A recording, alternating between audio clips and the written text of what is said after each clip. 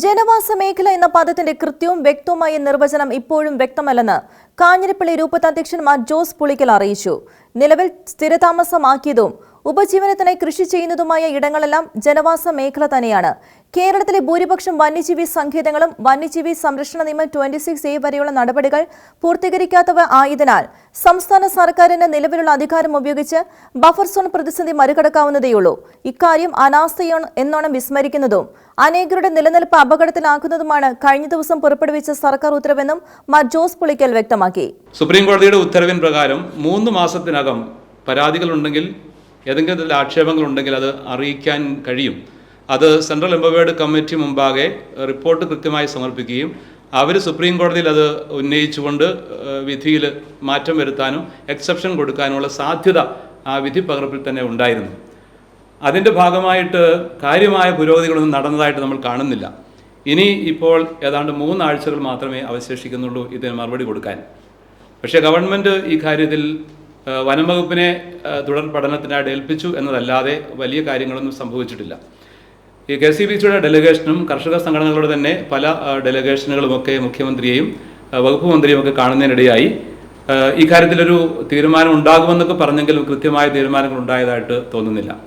എന്ന് മാത്രമല്ല, കഴിഞ്ഞ നിയമസഭാ സമ്മേളനത്തിനിടയിൽ ഈ വിഷയം വരികയും അത് ചർച്ച ചെയ്യുകയും ചെയ്തു.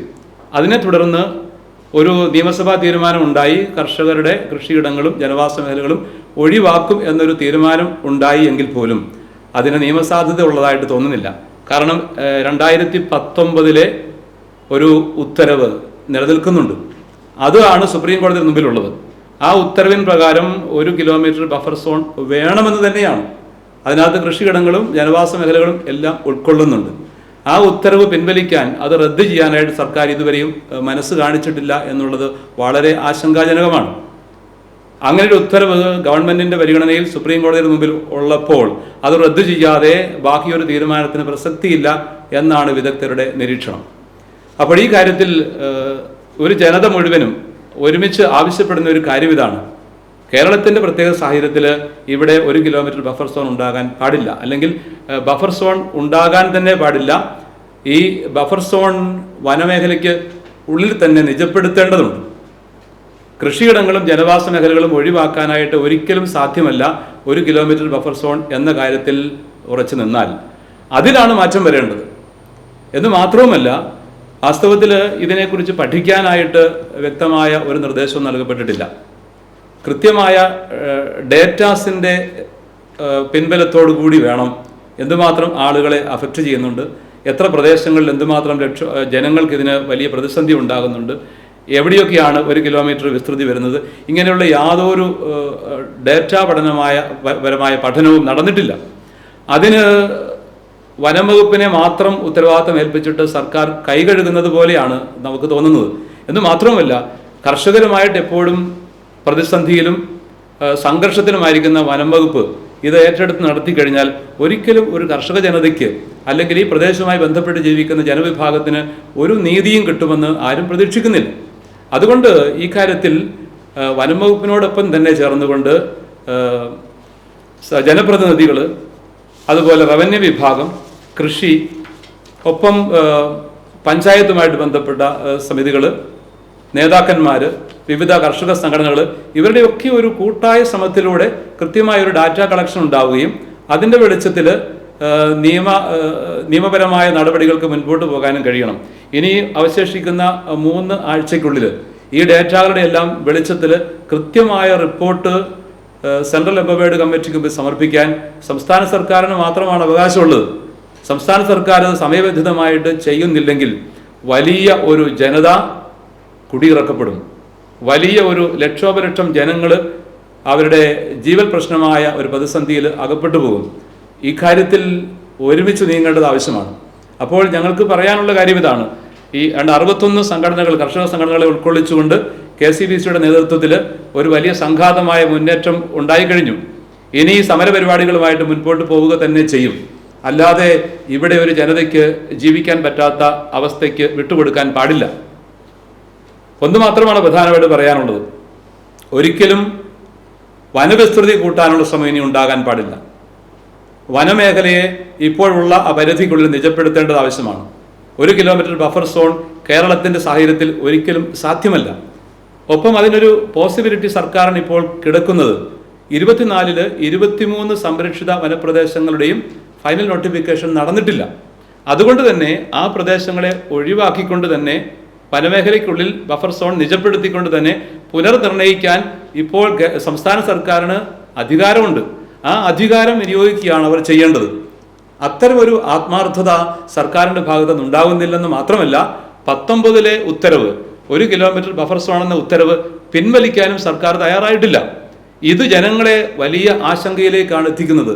അതുകൊണ്ട് ഇന്നലെ, അതായത് 10-ാം തീയതി ഗവൺമെൻറ് പുറപ്പെടുവിച്ച ഉത്തരവ്, വനം വകുപ്പിൻ്റെതായ ഉത്തരവ്, അത് തികച്ചും അസ്ഥാനത്താണ്, ആശങ്കാജനകമാണ്. അതിനകത്ത് വലിയ പ്രസക്തിയൊന്നും ഉണ്ടെന്ന് തോന്നുന്നില്ല. എന്ന് മാത്രമല്ല, ഇതുവരെയും വനം വകുപ്പ് എടുത്ത നിലപാടുകളും സമർപ്പിച്ച റിപ്പോർട്ടുകളെയും സാധൂകരിക്കുന്ന വിധമാണ് ഇന്നലത്തെ ആ ഉത്തരവിൽ കാണുന്നത്. അതുകൊണ്ട് തന്നെ അത് ജനങ്ങൾക്ക് വലിയ ആശങ്ക വീണ്ടും ഉണ്ടാക്കുന്നു. ഈ പ്രതിസന്ധിയെ സമയബന്ധിതമായിട്ട് അവശേഷിച്ചിരിക്കുന്ന ഈ 3 ആഴ്ചയ്ക്കുള്ളിൽ കൃത്യമായ വിധം സംസ്ഥാന സർക്കാർ അഡ്രസ്സ് ചെയ്യുകയും ഈ ജനങ്ങളോട് നീതി കാണിക്കുകയും വേണം. ഒപ്പം കൃത്യമായ ഡേറ്റാസ് കളക്ട് ചെയ്തുകൊണ്ട് CECക്ക് അത് സമയബന്ധിതമായി സമർപ്പിച്ചുകൊണ്ട് ഇവിടുത്തെ വലിയൊരു ജനവിഭാഗത്തെ സംരക്ഷിക്കാനും ഈ അപകട ഭീഷണിയിൽ നിന്നും ഒന്ന് വിമുക്തമാക്കാനും സംസ്ഥാന സർക്കാർ സത്വരമായിട്ട് ഇടപെടണം എന്നതാണ് ഈ കർഷക സംഘടനകളുടെയും KCBCയുടെയും ഒരു ആവശ്യം. അതിന് സർക്കാർ തയ്യാറാവേണ്ടതാണ്. 19-ലെ ഉത്തരവ് അവിടെ നിലനിൽക്കുന്നുണ്ട്. അതാണ് സുപ്രീം കോടതി മുമ്പിലുള്ളത്. അത് റദ്ദ് ചെയ്യാനായിട്ട് ഒരു തീരുമാനം എടുത്തിട്ടില്ല. അതിനെക്കുറിച്ച് പരിഗണിക്കുമെന്ന് പറഞ്ഞതേ ഉള്ളൂ. അപ്പോൾ ഐകകണ്ഠേന നിയമസഭയിൽ ഒരു തീരുമാനം എടുത്തെന്ന് പറഞ്ഞാലും അതിന് വാലിഡിറ്റി സുപ്രീം കോടതി മുമ്പിൽ ഇല്ല എന്നുള്ളതാണ് നിയമവിദഗ്ധരുടെ അഭിപ്രായം. നമുക്ക് സമയബന്ധിതമായിട്ട് നീങ്ങാതിരിക്കാൻ പറ്റുകയില്ല. ഇനിയിപ്പോൾ 3 ആഴ്ച മാത്രമേ ഉള്ളൂ. 3 മാസം ഉണ്ടായിരുന്നതാണ്. അപ്പോൾ ഇതൊരു അലംഭാവമായിട്ട് കരുതേണ്ടി വരുന്നു. അതുകൊണ്ട് സർക്കാർ തന്നെയാണ് ഈ ജനങ്ങളെ സംരക്ഷിക്കേണ്ടത്, അവരുടെ ആവശ്യങ്ങൾ അറിയേണ്ടത്. നമുക്ക് സർക്കാരിൽ ഇപ്പോഴും പ്രത്യാശയുണ്ട്. അവർ സത്വരമായ നടപടികൾ സ്വീകരിക്കും എന്ന് തന്നെ പ്രതീക്ഷിക്കുകയാണ്. സർക്കാർ തന്നെ പുറപ്പെടുവിച്ച ഉത്തരവാണിത്. അത് പിൻവലിച്ചുകൊണ്ട് കൃത്യമായ ഒരു ഉത്തരവ് പുറപ്പെടുവിക്കാനായിട്ട് അവർക്ക് സാധിക്കും. അത് സുപ്രീം കോടതി പറഞ്ഞിട്ടുണ്ട്.